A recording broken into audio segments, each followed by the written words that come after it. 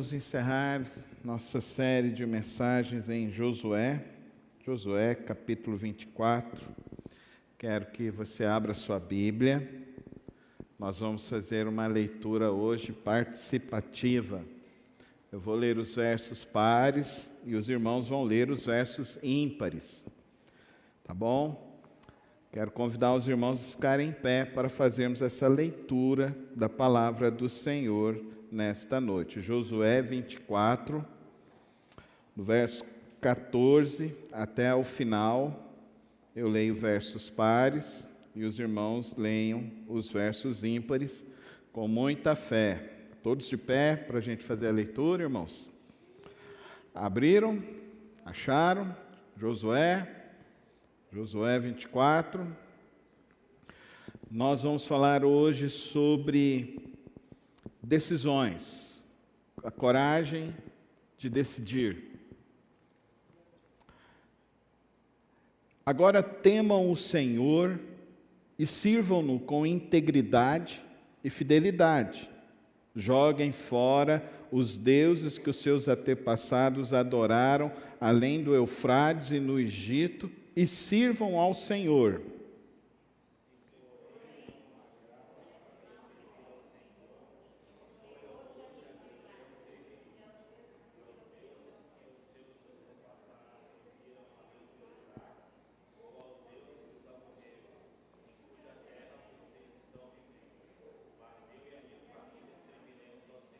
Com mais fé, igreja, forte, todos participando.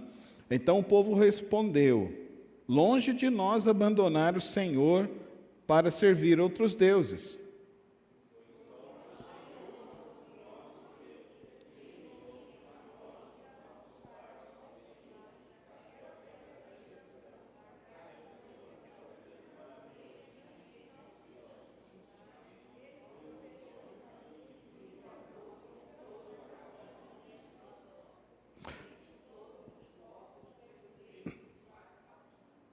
Além disso, o Senhor expulsou de diante de nós todas as nações, inclusive os amorreus que viviam nesta terra. Nós também serviremos ao Senhor, porque Ele é o nosso Deus.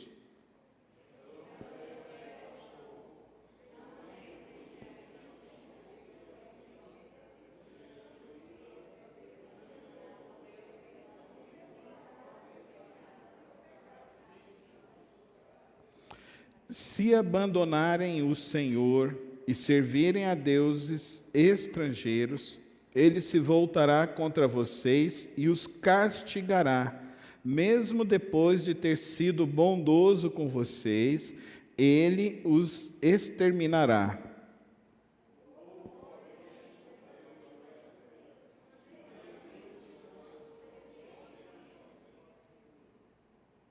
Não, vamos ler direito isso aí.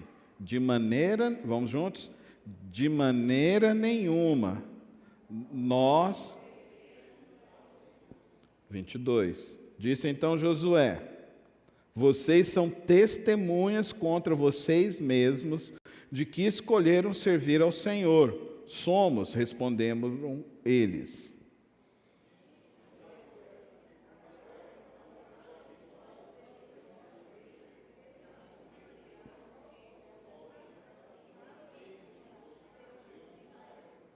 E o povo disse a Josué: serviremos ao Senhor, o nosso Deus, e lhe obedeceremos.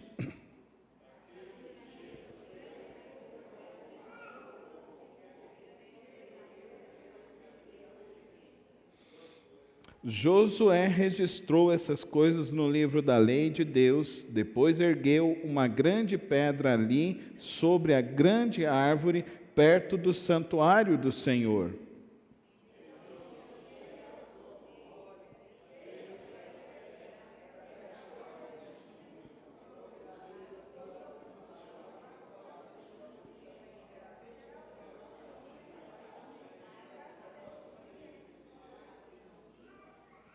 Depois Josué despediu o povo e cada um foi para a sua propriedade.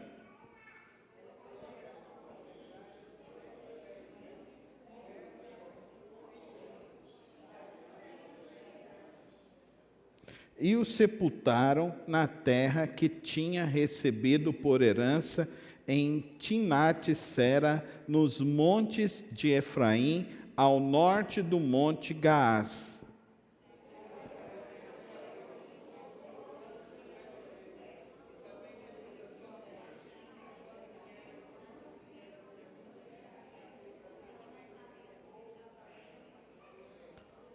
Os ossos de José que os israelitas haviam trazido do Egito foram enterrados em Siquém, no quinhão da terra que Jacó havia comprado dos filhos de Amor, pai de Siquém, por 100 peças de prata. Aquele terreno tornou-se herança dos descendentes de José.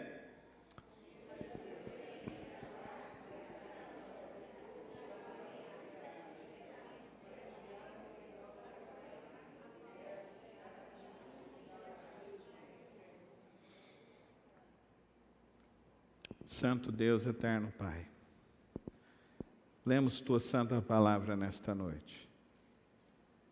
Dá-nos agora, ó Deus, por meio do Teu Espírito, a direção para conseguirmos compreendê-la, conseguirmos extrair a Tua vontade para as nossas vidas e, ao sairmos daqui, possamos viver a Tua santa palavra. Usa-me, ó Deus, para anunciar somente o Teu propósito, a Tua vontade, o Teu querer. Assim que lhe rogo, nesta bendita hora, em nome de Jesus. Amém. Podemos assentar, irmãos. Precisamos treinar mais na igreja, ler junto a Bíblia, né? Principalmente a versão. Se você está na igreja há mais de um ano, você sabe que a versão da igreja é Nova Versão Internacional, tá bom? Nova Versão Internacional. Se está na igreja há mais de um ano, Nova Versão Internacional, tá bom? Não tem? Pode adquirir, a igreja tem lá a Nova Versão Internacional para a gente usar a mesma linguagem, que é mais fácil, né? É mais fácil assimilar para a gente aprender. Poder da decisão. Interessante esse texto. Como que ele encerra? Encerra naquela reunião que já foi iniciada, né? Lembramos então que agora é o terceiro momento da reunião da grande assembleia do povo de Israel. O primeiro momento foi Josué dizendo então aos líderes aquela questão que havia ocorrido com o povo, em que eles estavam tendo dificuldades, sem saber direito o que estava ocorrendo, porque uma das nações tinha cometido um erro. Então, os líderes daquela nação chegaram e explicaram o que havia ocorrido. O segundo momento da reunião, é tudo na mesma reunião. O segundo momento da reunião, Josué então, reunidos agora, não somente com os líderes, depois que já tinha sido resolvida essa questão, agora ele reúne novamente as tribos, as 12 tribos, os líderes e os chefes dos clãs. Então, isso significa que era uma reunião maior, era uma assembleia maior. E nessa reunião, então, Josué, então, ele encerra dizendo, de fato, como que seria a divisão da terra e como eles deveriam viver. Nessa sequência, então, Josué fala e começa a conversar com o povo sobre algumas questões. A primeira delas, fidelidade. A primeira questão que Josué está dizendo, no verso 14, ele diz sobre isso. Joguem fora os deuses que os seus antepassados adoraram além do Eufrates e no Egito, e sirvam ao Senhor. Se, porém, não lhes agrada servir ao Senhor, escolham hoje a quem irão servir, se aos deuses que os seus antepassados serviram além do Eufrates, ou aos deuses dos amorreus, cuja terra vocês estão vivendo. Mas eu e a minha família serviremos ao Senhor. O ditado popular diz, é melhor uma decisão mal tomada do que nenhuma decisão. E isso é verdade. É melhor uma decisão do que nenhuma decisão. Agora, o grande problema da nossa sociedade é que as pessoas decidem, e você confia na decisão das pessoas, mas as pessoas não decidem decidindo.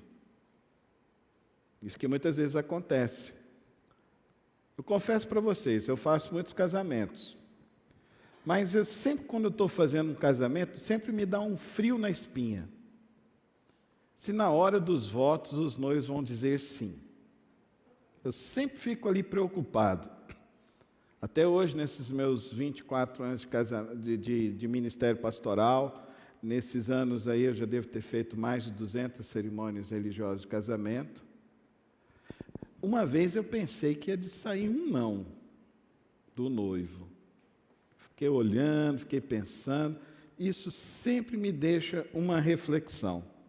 Uma vez eu fiz um casamento, uma cerimônia muito bonita. Foi numa festa maravilhosa. Gente, que comida de primeira, tudo de primeira, tudo muito bonito, tudo muito maravilhoso. O casal estava naquela euforia, né? A noiva cantou para o noivo. Foi aquele negócio maravilhoso, gente. Passado 10 dias, me liga o pai da noiva e fala: pastor, a minha filha quer divorciar. Eu falei: mas como que pode? Fez aquela festa. Eu sempre fico pensando assim: quanto será que gastou? A Soraya é melhor nessas contas do que eu. Eu nunca... Aí a Soraya falou: isso aqui foi uns mais de 100 mil, Carlos. Eu falei: será, Soraya? Tanto dinheiro assim? Ela falou: foi mais de 100 mil. Imagina isso, foi mais de 10 anos atrás que eu fiz esse casamento. 10 dias depois, não durou 10 dias. 10 dias, aí o pai me perguntou: o que a gente faz? Eu falei: eles consumaram o casamento? Não consumaram, então anula. Vamos anular, anula o casamento. Não, mas perante Deus e perante Deus, eu falei assim: é melhor uma decisão errada do que nenhuma decisão, irmão. Melhor resolver isso do que depois ficar aí amargando, e sabe-se lá o que isso pode virar. Divorciaram. E foi assim. 3 meses depois, vem o casal. Os dois: pastor, nos ajuda, porque a gente quer casar de novo. Eu falei: mesmo? Mas o que aconteceu? Não, meu pai agora não quer deixar, minha mãe também não quer deixar. Eu falei assim: mas o que vocês querem que eu faça? Pastor, conversa com eles. Vou eu lá novamente conversar com os pais. E os pais falam: pastor, olha o trauma que eles geraram em todos nós e não sei o quê. Pastor, nós estamos pagando aquele casamento ainda. Eu falei: então faz o casamento agora sem festa. Sem festa, sem gastar, faz lá no cartório e tal. Se quiser, faz no jantar aqui, eu venho, abençoo, pronto, acabou. Casaram. Estão bem, graças a Deus, irmãos. Estão vivos, estão firmes, têm agora filhos lindos, maravilhosos. Interessante isso, né? Você já tomou decisões que você se arrependeu na sua vida? Você já tomou decisões que você decidiu destomar as decisões e depois retomar as decisões que você tomou? Nós somos assim, inconstantes em nossa vida, infelizmente. Nós somos muito inconstantes, nas nossas decisões. E isso é muito ruim diante da vida, querido irmão e querida.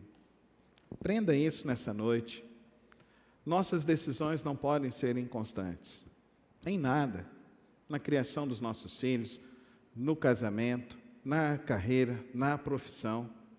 Eu já conheci gente que abandonou cursos de medicina, direito, depois foi fazer outro curso, depois voltou para fazer esses cursos que eles começaram, porque ficam assim. Nós estamos vivendo uma sociedade que é complicada nas suas decisões. Quantos de nós, no passado, não votou em alguém e a gente acreditava que esse alguém ia fazer alguma coisa boa pela nação e a gente se arrependeu do voto? Nós somos assim. Nós somos inconstantes em nossas decisões. Por isso, Josué, nesse seu último discurso, nessa sua última assembleia, está justamente falando sobre decisões. Está conversando com esse povo sobre a importância de uma decisão diante de Deus. Porque a minha decisão diante dos homens, a minha decisão diante das pessoas, só terá um efeito positivo se ela for uma decisão tomada diante de Deus. Aprenda isso nessa noite, que a sua decisão precisa ser uma decisão tomada diante de Deus. Decisões tomadas diante de Deus, elas têm a tendência de serem mais assertivas, elas têm a tendência de se tornarem projetos mais saudáveis e projetos mais duradouros e mais longos. Entenda isso. Nossa decisão não pode ser de acordo com o vento. Não pode ser igual um bambu que vai para um lado e vai para o outro. Não, nossa decisão precisa ser uma decisão realmente pautada à luz da palavra de Deus. Para isso, então, Josué usa duas expressões. A primeira delas, que dizem respeito ao caráter do Senhor, o nosso Deus. Integridade, são três expressões. Integridade, três manifestações do caráter de Deus. Integridade, fidelidade, e lá no verso 19, Ele é Deus santo, é Deus zeloso. Ele não perdoará a rebelião e o pecado de vocês. O que nós estamos vivendo hoje em dia é uma pandemia de crentes indecisos. Uma pandemia de crentes que ora decidem estar com Cristo, fazem um compromisso com Deus, vão até bonitinho, são fiéis até bonitinho, até certo ponto. Chega num momento, parece que desanda tudo, tudo descarrilha na vida deles. Eu e a Soraya estamos cansados de atender pessoas assim, que chegam, se aproximam e a gente ajuda, a gente se dedica, de repente a pessoa some, desaparece, e depois a pessoa volta, e geralmente quando volta, volta com um problema mais grave do que o outro anterior, pelo qual nós vivenciamos, nós oramos, nós jejuamos, nós buscamos a Deus juntos.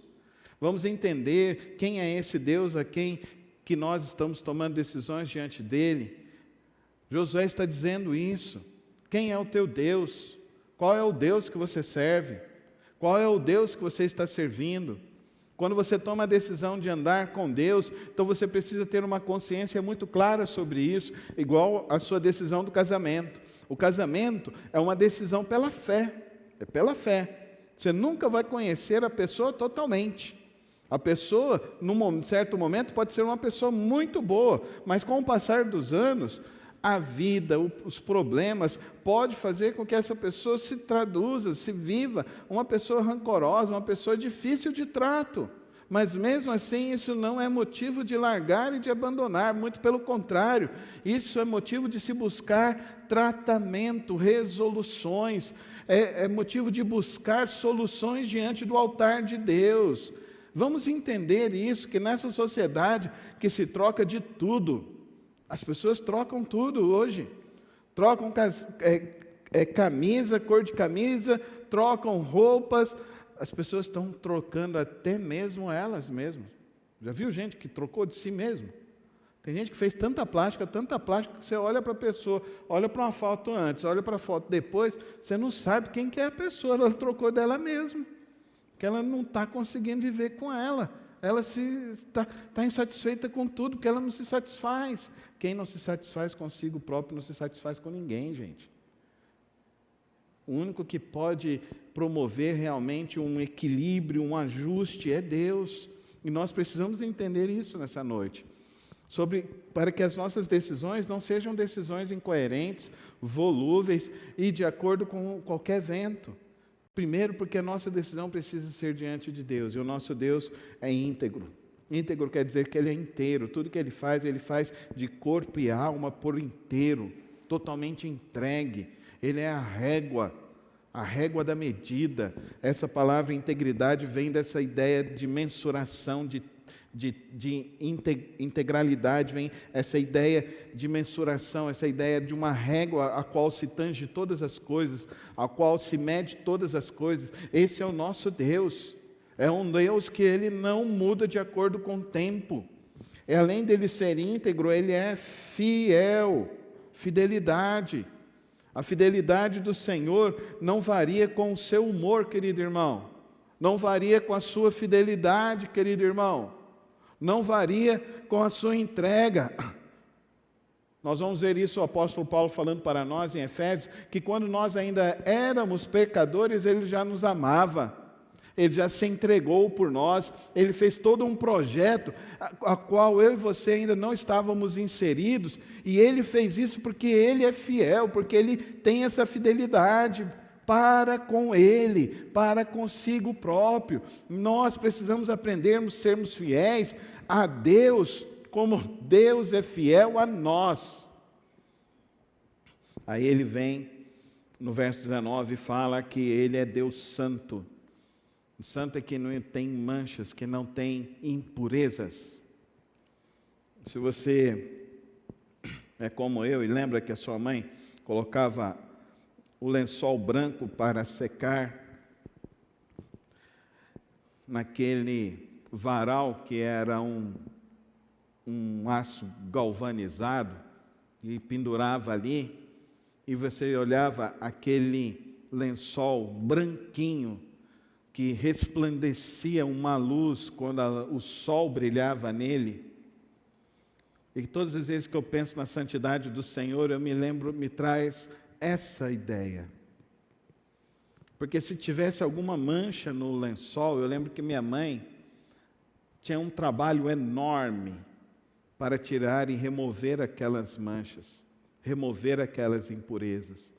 No nosso Deus não há impurezas, amém, irmãos? Não há manchas, não há erros, não há equívocos. Ele é santo, amém? Se existe um problema na vida, não é Deus, somos nós que não queremos ser tratados pelo Senhor para ser removidos de nós as nossas impurezas, as nossas manchas de pecados, os nossos traumas, a nossa mente pecaminosa, que todas as vezes que quer fazer o bem não faz, mas faz o mal e o pratica o mal. É nós que temos a dificuldade de aceitar a santidade de Deus. Somos nós, na nossa imperfeição, na nossa ignorância, nós achamos então que nós podemos nos aproximar desse Deus de qualquer forma e de qualquer maneira. Eu me lembro que a gente gostava de jogar bola lá no quintal de casa, e quando minha mãe colocava o lençol branco, a gente tinha que parar de jogar bola na hora, porque minha mãe falava, se essa bola pegar aqui esse lençol, vai apanhar, porque aquilo ali tinha dado um trabalho muito grande, então a gente tinha que parar tudo que estávamos fazendo, porque não podíamos sujar aquele lençol. Quantas famílias hoje, quantos casais hoje, estão cultivando coisas ruins dentro dos seus casamentos, se esquecendo e ignorando um Deus santo. Quantas pessoas maltratam os seus cônjuges? Quantas pessoas ainda ficam presos em vícios nojentos e asquerosos, que não abandonam os ídolos e a idolatria dos seus corações, que querem ser servidos e não servir, que querem ignorar que esse Deus santo, Deus zeloso, Ele quer tratar a nossa alma, Ele quer limpar o nosso coração e a nossa alma, amém, igreja? Amém, igreja? Ele quer limpar, porque eu e você precisamos ser limpos e purificados por esse Deus, porque Ele é santo, Ele é zeloso. Você não tem que ser santo por conta da igreja, porque a igreja não está aqui para, assim, ticar se você é santo ou se você não é. Nós não estamos aqui para isso. Nós estamos aqui, eu estou aqui, para que de alguma forma eu possa atingir a salvação em Cristo Jesus, por meio da graça, por meio da fé, e entendendo dessa obra do Santo Espírito de Deus, que Ele quer realizar em minha vida. Quem está aqui nessa noite é alguém que precisa de Deus, que precisa do socorro de Deus, para vencer as suas manchas do pecado, da escuridão da minha alma. E é isso que eu e você precisamos entender. A decisão de seguir a Cristo Jesus, de seguir a Deus, é seguir esse Deus santo, esse Deus zeloso, esse Deus íntegro, esse Deus fiel. Mas o que Josué denuncia? Josué está denunciando que alguns, no meio do povo de Israel, depois de todas essas histórias que nós vimos ao longo desses quase 2 anos, que alguns ali em Israel ainda estão adorando outros deuses. Ainda estão guardando e adorando e tendo outros deuses com idolatria. E Josué está dizendo, olha, vocês não viram o que Deus fez? Deus deu a vitória, Deus livrou da escravidão, Deus abençoou, Deus supriu. Deus fez tanto milagre e vocês ainda ficam com esses deuses dos amorreus. E vocês ainda ficam servindo a esses deuses dos seus antepassados.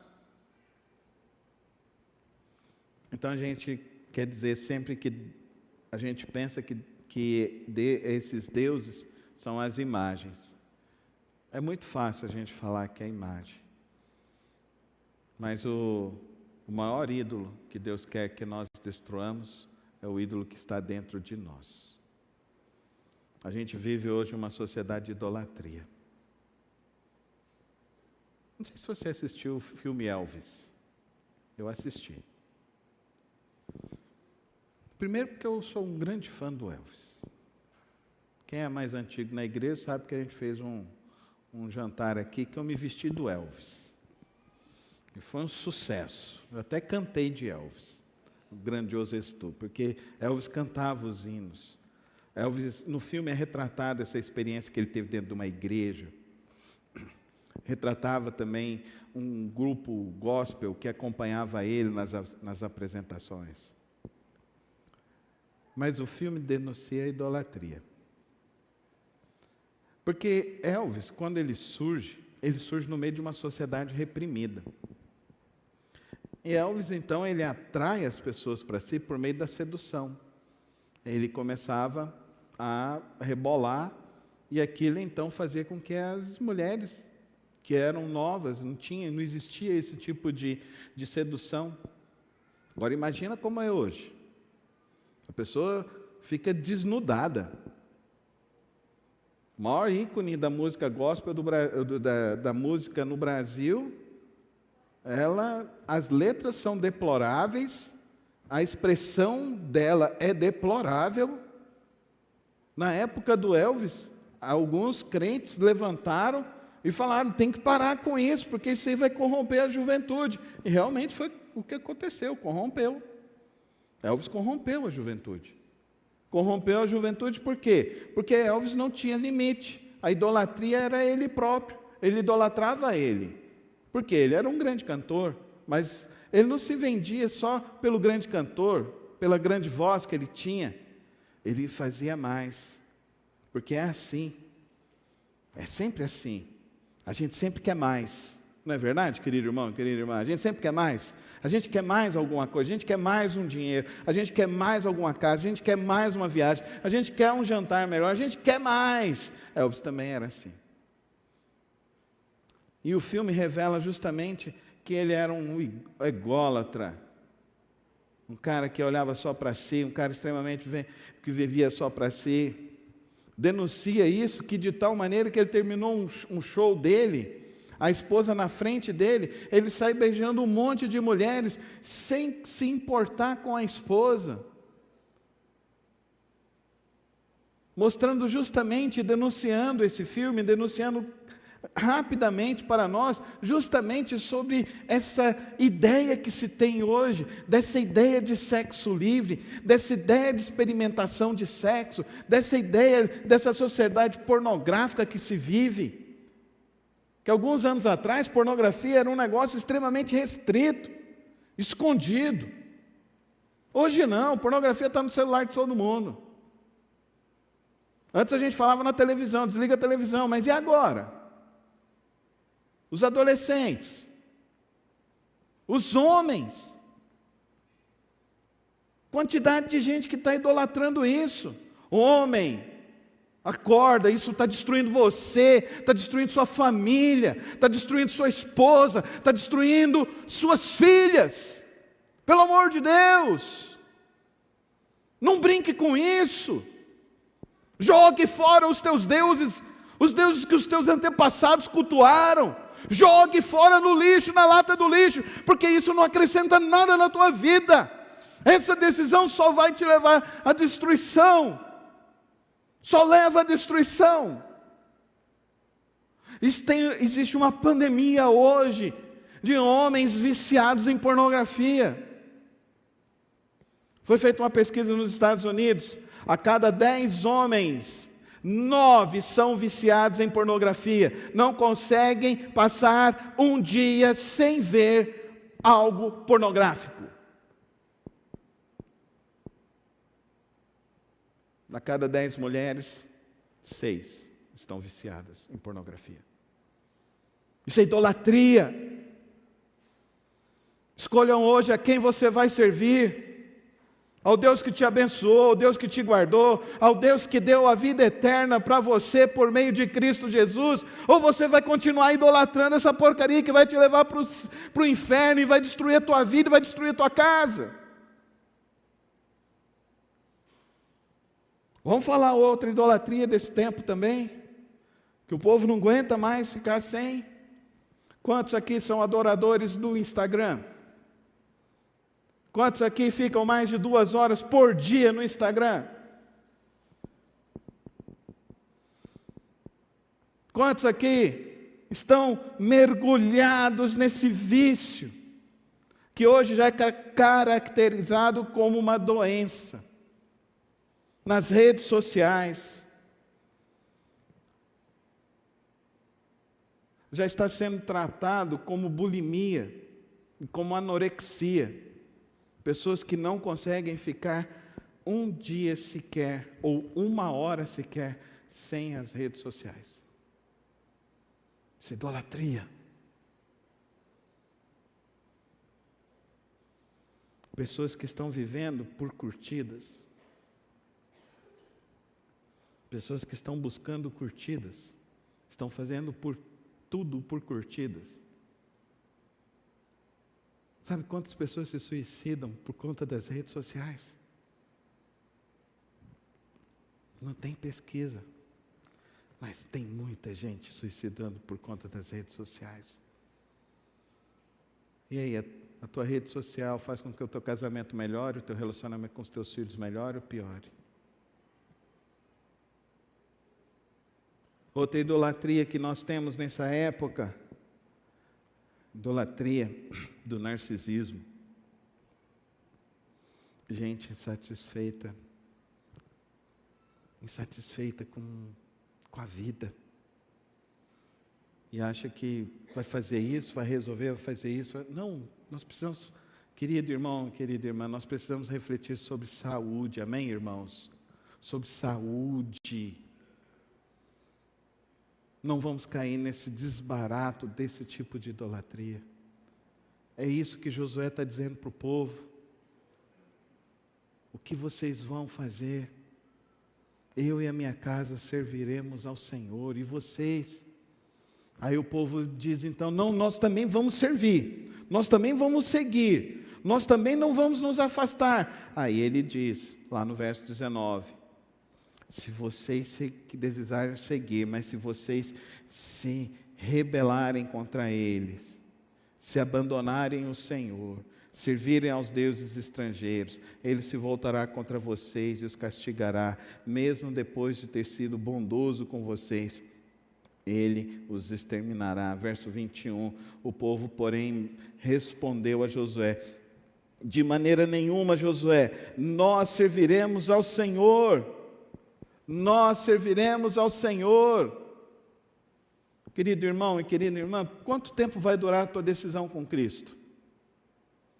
Quanto tempo vai durar o teu compromisso com Cristo Jesus? Quanto tempo vai durar a tua vida com Cristo Jesus? A tua intimidade com Deus? Quanto tempo vai durar?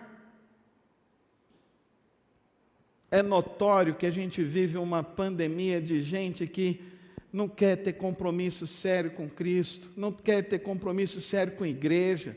E se você não quer ter compromisso sério com Cristo, a primeira coisa que vai embora é a igreja. Não ter compromisso com a igreja é a primeira realidade de quem não está jogando fora os deuses e a idolatria e vive preso numa idolatria da mente que destrói, que corrói famílias e pessoas. E aí vem uma outra idolatria, a idolatria da terceirização. Você conhece essa idolatria? O problema está sempre nos outros. O problema é na igreja, o problema é no pastor, o problema é sempre nos outros. O problema da terceirização. O problema é o marido, o problema é o filho, o problema é o chefe, o problema é o trabalho, a idolatria da terceirização. Você joga sempre a responsabilidade para os outros e nunca assume o seu compromisso. Querido irmão, querida irmã, entenda uma coisa aqui nessa noite. Aqui é uma igreja de gente imperfeita, a começar do pastor. Aqui não é igreja de ex-pecadores, aqui é igreja de pecadores que se redimem todos os dias nas mãos do Senhor Jesus Cristo. Dá para você entender?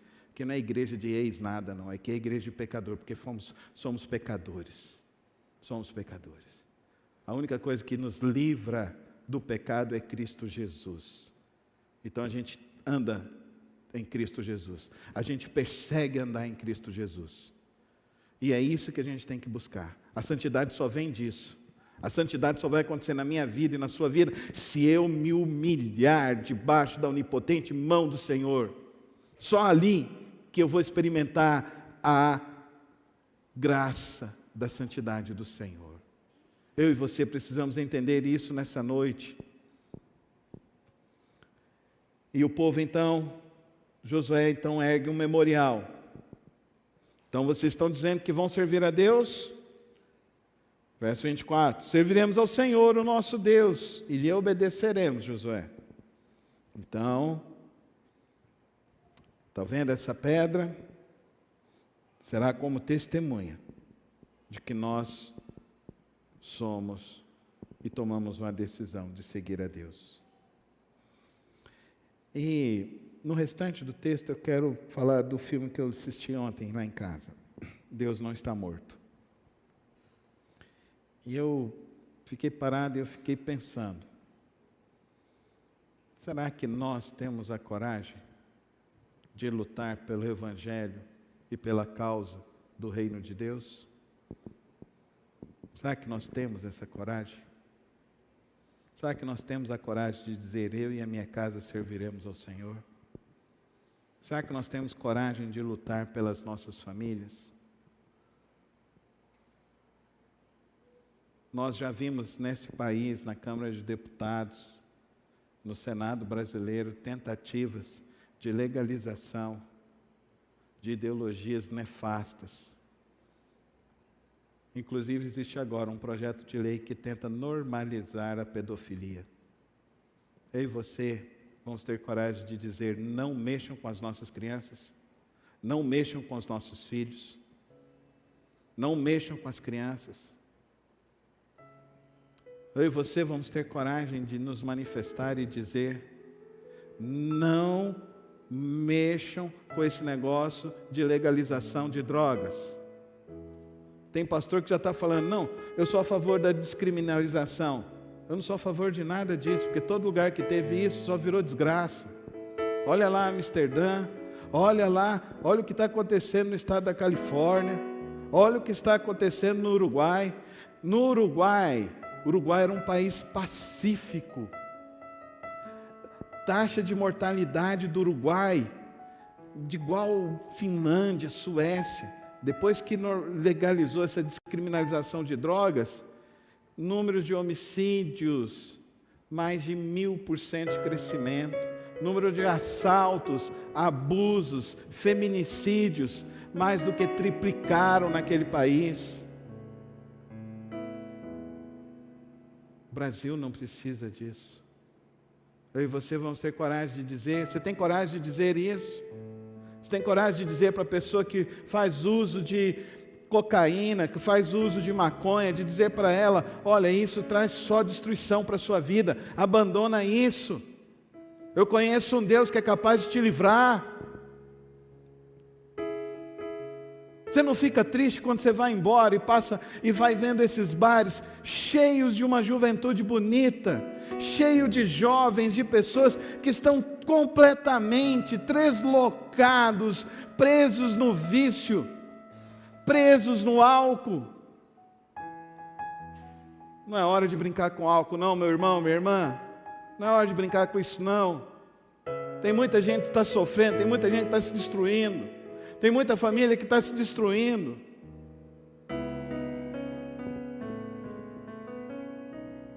O texto termina falando de 3 grandes homens. Fala de Josué, ele morreu. Fala de José, ele estava morto. Fala de Eleazar, que também morreu. O texto destaca esses 3 grandes homens, porque esses 3 grandes homens foram fiéis enquanto eles estavam vivos. O poder da decisão diante de Deus é tomar uma decisão de uma vez por todas. Que a sua decisão nessa noite seja: eu e a minha casa serviremos ao Senhor. Eu abandonarei e quebrarei os meus ídolos, os deuses dos amorreus, os deuses dos meus antepassados. Eu vou destruir esses altares, eu vou jogar essas coisas todas fora, porque eu sei que o meu Deus tem me abençoado, e a bênção que Ele deu a mim, eu sei que ainda pode ser uma bênção ainda muito maior, que Ele pode capaz de me dar. Mas que não aconteça na nossa história. Vire a sua página da sua Bíblia, vire a sua página e veja o que a palavra do Senhor diz. Juízes 2:10. Depois que toda aquela geração foi reunida a seus antepassados, surgiu uma nova geração que não conhecia o Senhor e o que Ele havia feito por Israel. Quanto tempo vai durar a fé na sua família e na sua história? Quanto tempo vai durar a fé na tua casa? Que a nossa fé seja uma evidência de um legado de homens e mulheres que assumiram um compromisso de servir a Deus, um compromisso radical de andar com Deus, um compromisso radical de adorar ao único e verdadeiro Deus. Amém? Feche os teus olhos, ora ao Senhor neste momento. Qual será a sua decisão nessa noite? Eu decidi, eu e a minha casa serviremos ao Senhor. Se essa é assim a sua decisão, fique em pé comigo, na presença do Senhor. Vamos rogar a Ele, que Ele nos fortaleça, que Ele nos abençoe, que Ele nos guarde, que Ele nos dê a graça dEle todos os dias. E se você vive na escravidão, em algum tipo de escravidão no recôndito da tua alma, eu quero orar por você, porque eu creio num Deus que liberta, eu creio num Deus que cura, eu creio num Deus que transforma vidas, eu creio num Deus que traz a alegria do céu e preenche a alma de satisfação. Então, se você tem alguma coisa na tua alma, você não precisa vir aqui na frente nem levantar a sua mão, mas faz essa oração agora no teu coração, para que Deus te livre e te liberte nessa noite de vícios, de coisas malditas, de coisas que vêm te atrapalhando você e a sua casa de servir a Deus, que vem atrapalhando você de experimentar da graça de Deus e do rio de água viva do Senhor que quer se derramar na tua vida. Deus quer fazer um milagre na tua vida e na tua história. Se você tem sofrido por decisões que você tomou atrás, se você tem andado angustiado por decisões que você tomou atrás, saiba que a decisão que você tomou foi a melhor decisão.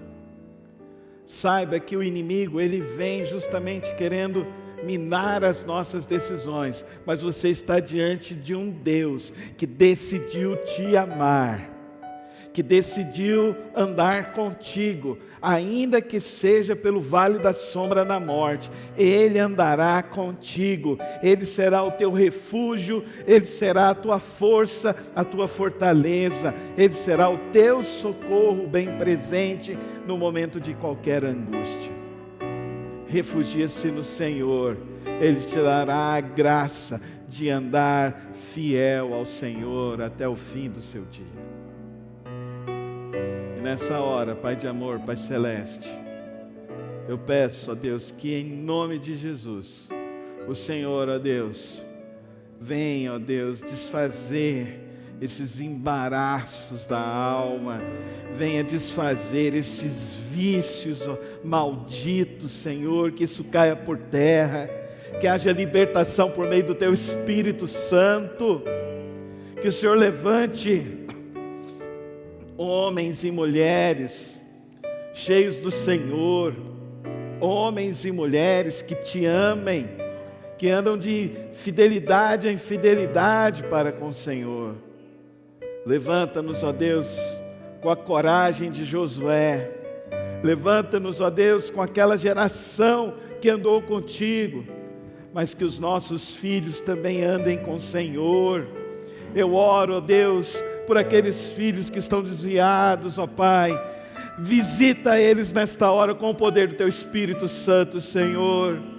Visita-os, ó Deus, e mostra a eles, ó Deus, a grandeza do Teu reino celestial, a grandeza do Teu poder. Visita eles nesta hora e manifesta do Teu poder sobre estas vidas e traz eles de volta para a Tua casa, Senhor. Ó Deus, vem trazer libertação nesta noite, Senhor.